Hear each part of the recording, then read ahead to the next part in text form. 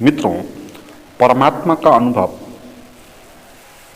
पाना इस दुनिया में सबसे सरल बात है और साथ साथ सबसे जटिल बात भी है। ये एक बड़ा रहस्य है, इसको समझना चाहिए। और परमात्मा का अनुभव सबसे सरल कैसे हो गया, इसको पहले जानें। फिर हम कैसे जटिल है उसको जानेंगे और उपाय क्या है इस पर चर्चा करेंगे। पहली बात ये, परमात्मा का अर्थ होता है जो है, जो मैं हूँ, जो मेरा वास्तविक स्वभाव है, वो परमात्मा है। इसलिए परमात्मा कभी खोया नहीं, परमात्मा मिला ही है। हमारे पास जो सबसे निकट है, जुड़ा हुआ, उसी को कहते हैं परमात्मा। वो सभी जगह है, हमारे भीतर भी है। जैसे सागर में मछली रहती है, ऐसे परमात्मा में हम रहते हैं।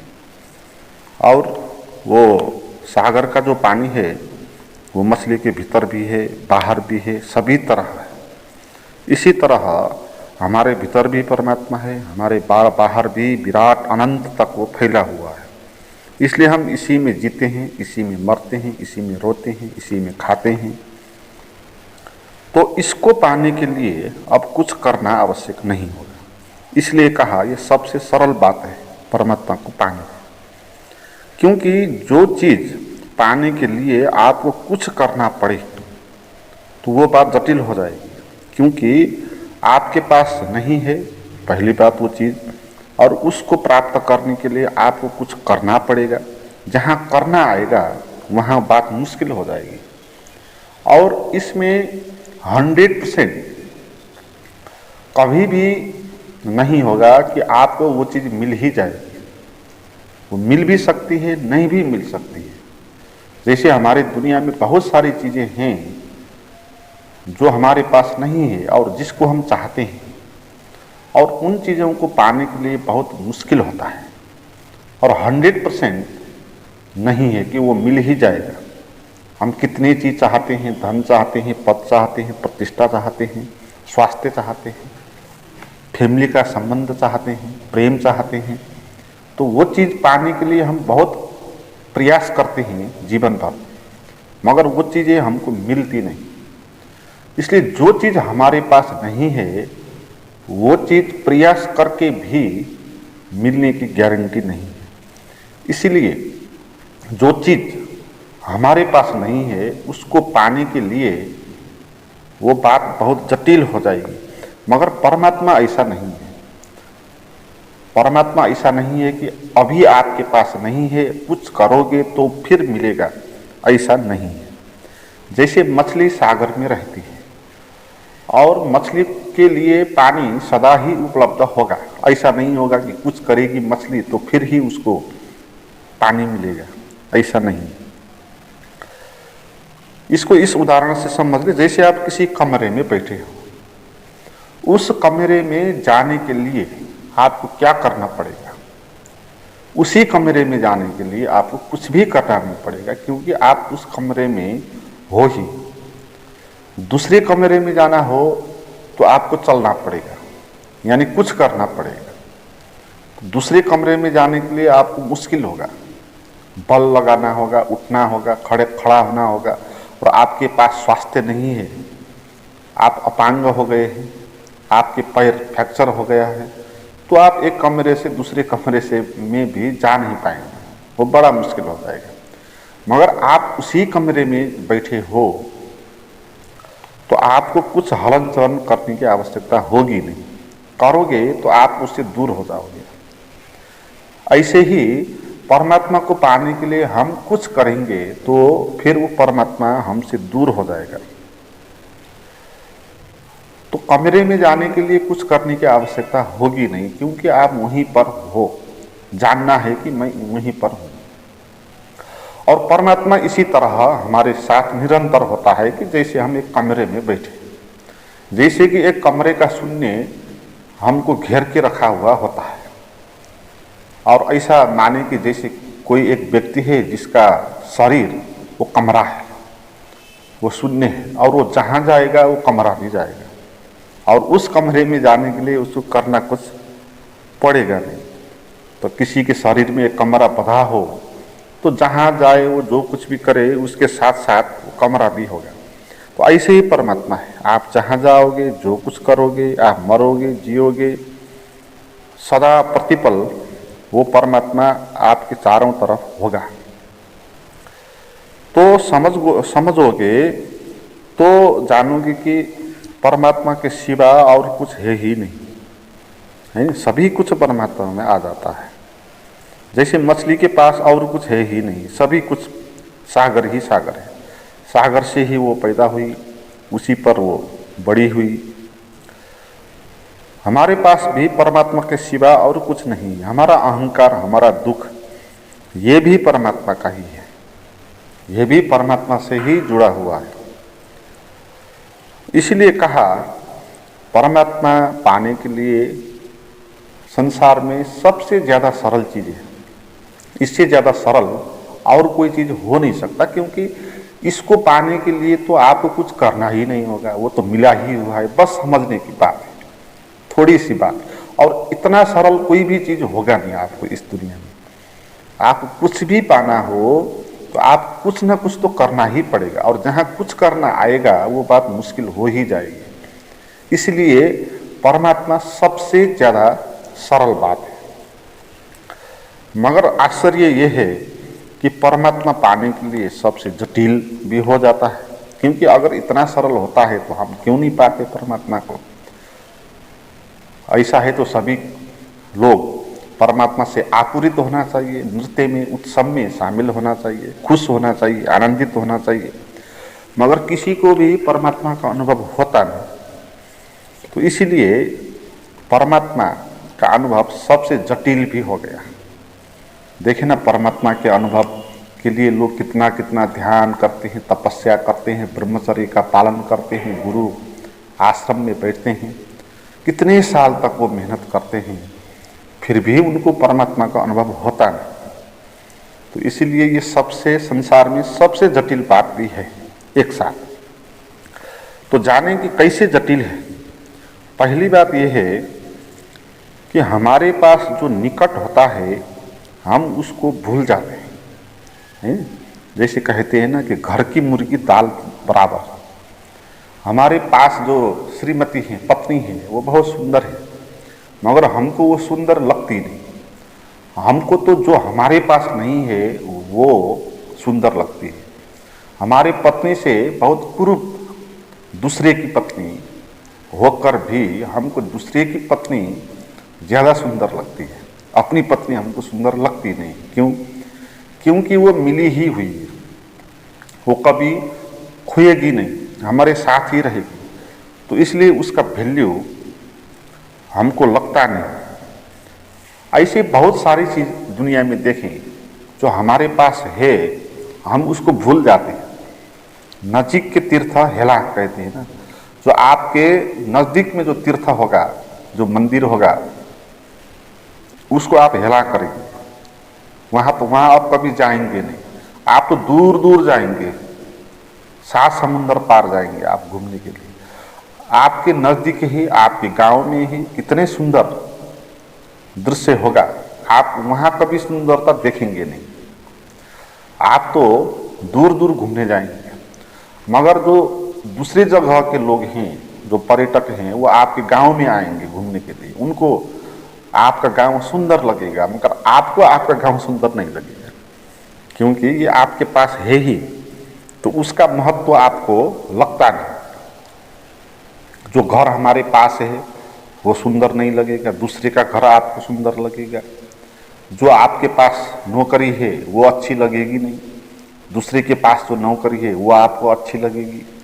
हर एक व्यक्ति को यही लगेगा, जो भी उसके पास है वो उसको 2 कौड़ी का हो जाएगा, है ना। तो ऐसे ही परमात्मा भी 2 कौड़ी का हो गया, क्योंकि परमात्मा सबसे निकट होता है हमारे, और घर, पत्नी और गांव और पद प्रतिष्ठा जो हमारे पास है वो भी थोड़ा दूर तो है, मगर परमात्मा तो सबसे नज़दीक की बात है। इसलिए हम परमात्मा को भूल ही गए। हमको ये लगता नहीं कि ये परमात्मा या जो सबसे निकट हमारे पास है, हमारा स्वभाव, वो कुछ मूल्य का है, वो ध्यान देने योग्य है, ये हमको कभी लगता नहीं। तो इसलिए ये बात जटिल हो जाती है। और दूसरी बात ये, हमको ये लगता है कि जीवन में कुछ भी प्राप्त करने के लिए कुछ प्रयास करना होगा। हमको ये लगता है क्योंकि दुनिया में बिना किए हम कुछ पाते नहीं। हमको कुछ पाने के लिए कुछ न कुछ करना ही होगा। हमको नौकरी पानी है, कुछ करना होगा, मेहनत करना होगा, प्रयास करना होगा। हमको पत्नी पानी है, प्रयास करना होगा। हमको पद प्रतिष्ठा पाना है, प्रयास करना होगा।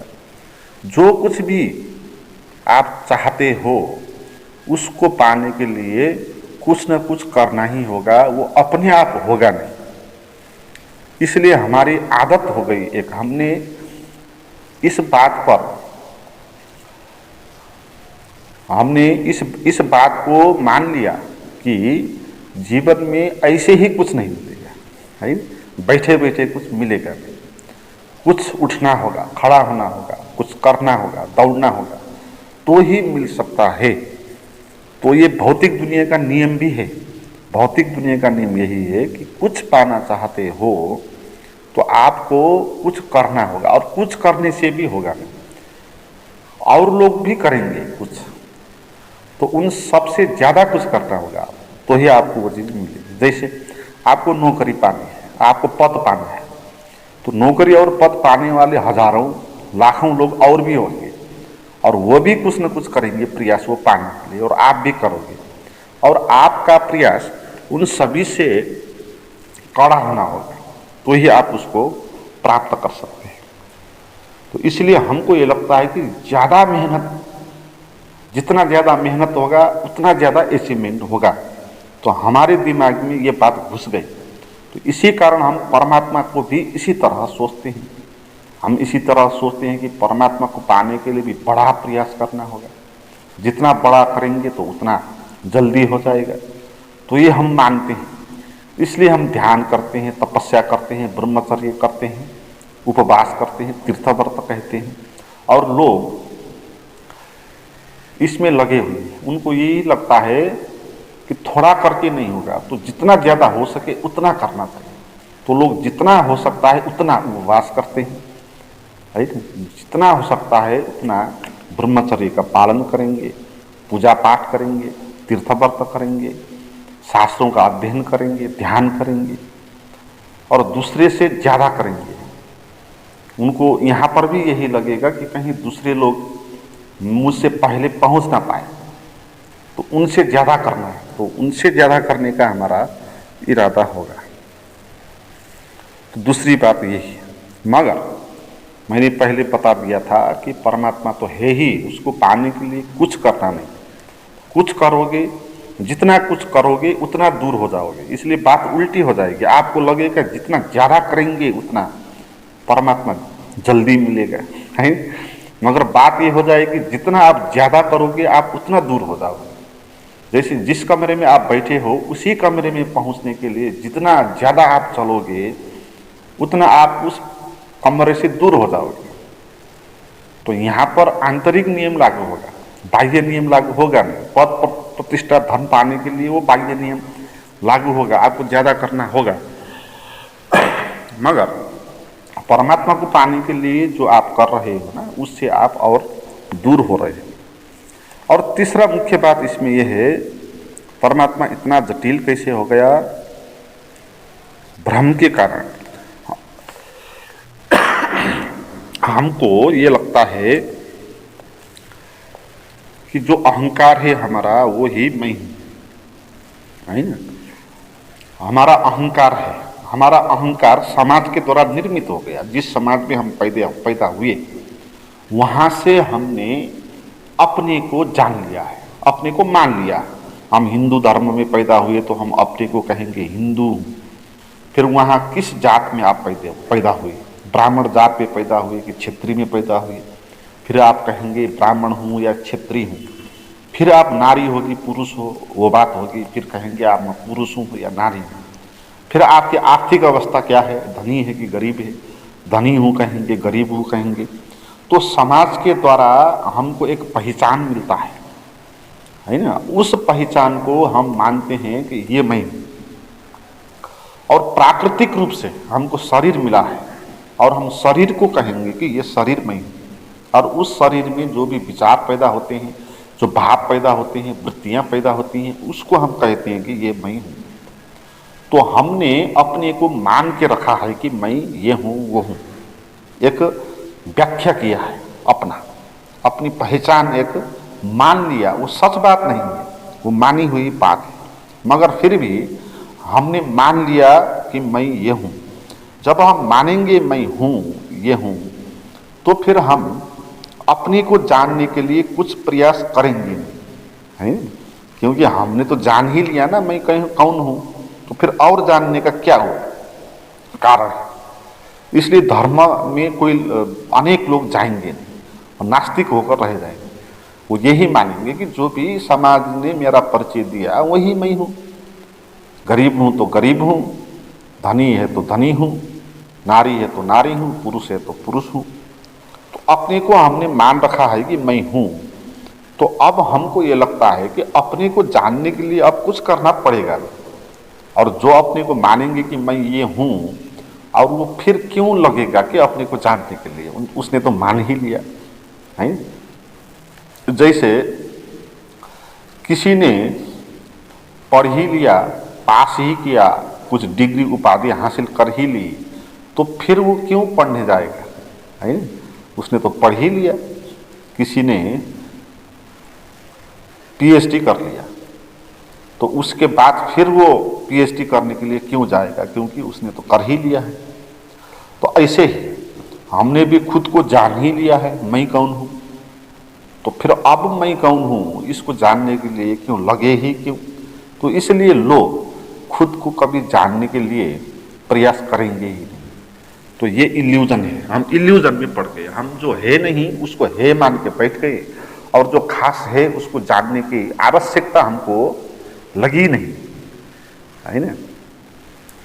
एक बार गौतम बुद्ध के पास एक शिष्य आया। गौतम बुद्ध भी इसी तरह बात कह रहे थे कि परमात्मा उपलब्ध है ही, उसको जानने के लिए कुछ करना नहीं पड़ेगा, मिला ही है। तो एक शिष्य ने पूछा, अगर ऐसा है तो फिर हम सबको मिलता क्यों नहीं, हम परमात्मा को जानते क्यों नहीं।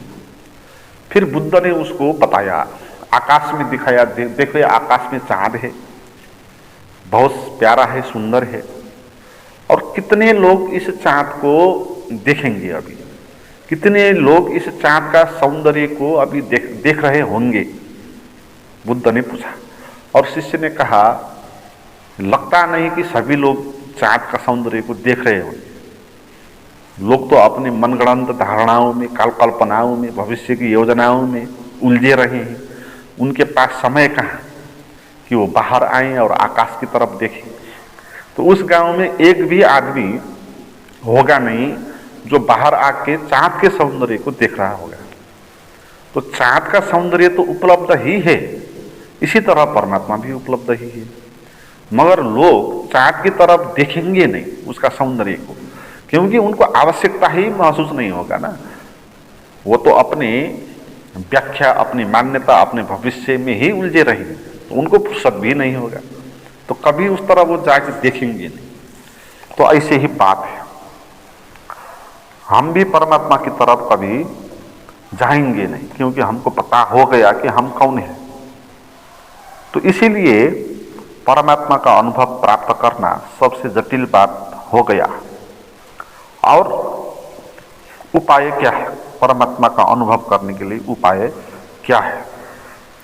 तो जटिल बात मैंने जो कही, तो उन बातों पर ध्यान देना होगा, और सरल बात जो कही उन बातों पर ध्यान देना होगा, और जो जटिल बात है उसको छोड़ना होगा। जैसे हमने बताया है कि जो निकट है हम उसको भूल जाते हैं, तो अब जो निकट है उस पर ध्यान देना होगा। आप जो आपके पास नहीं है उसकी बात छोड़ देनी चाहिए। जो आपके पास है, जो आपके पास, जो आप हो, जो निकट हो, उस पर आपको ध्यान देना होगा, जिसको हम अभी तक महत्व तो नहीं देते हैं। जैसे सुनने, हमारे आसपास सुनने का अनुभव सदा रहता है, हम उसको कभी वैल्यू देते नहीं, उसको कभी हम ध्यान देते नहीं, हमको लगता नहीं कि ये चीज़ भी मूल्यवान हो सकती है। तो जो भी खालीपन का अनुभव होता है ना, आपको शून्य का अनुभव, ना कुछ का अनुभव, तो उस पर आपको ध्यान देना होगा। जो निकट है उस पर आपको ध्यान देना होगा, और जो दूर है उसको छोड़ देना होगा। और दूसरा उपाय ये, प्रयास को छोड़ देना होगा, क्योंकि प्रयास से हम परमात्मा से दूर हो जाएंगे।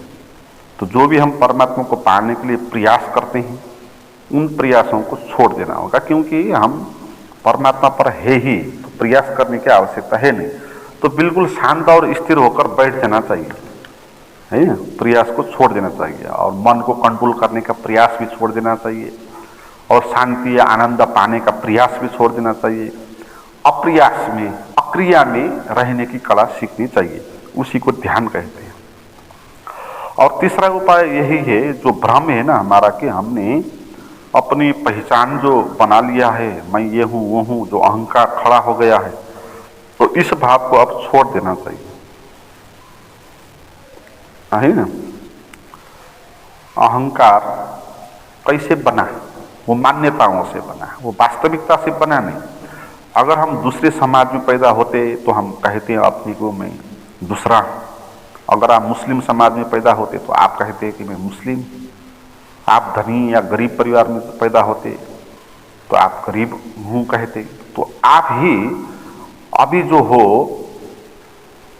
अगर आप धनी हो आज, तो कल आप गरीब हो जाओगे, तो आप फिर अपने को गरीब कहने लगेंगे, मैं गरीब हूँ कहने लगेंगे, है ना। तो ये सब मान्यता है, ये वास्तविकता है नहीं। इसलिए समाज के द्वारा जो पहचान हमको मिला है, वो केवल भौतिक दुनिया में कुछ व्यवहारिक कामकाज के लिए ठीक है, मगर वो अंतिम सत्य नहीं है। हमने कुछ जाना नहीं अभी तक कि हम कौन है ना। हमने अपना स्वरूप कभी जाना नहीं, इसलिए अभी हमने जो जान के बैठे हैं, जिसको मैं मान के बैठे हैं, उस बात को छोड़ना चाहिए। और जो हम खास वास्तविक हमारा जो मैं है, वास्तविक मैं में मैं नहीं होगा, केवल हूँ होगा। मैं हूँ, दो बात नहीं होगी, एक ही बात होगी, हूँ। तो वो हूँ क्या है ना, तो उस तरफ आपको ध्यान देना चाहिए और अहंकार को छोड़ देना चाहिए। तो ही आपको जो है वो प्रकट होगा इन तीन उपायों के बाद।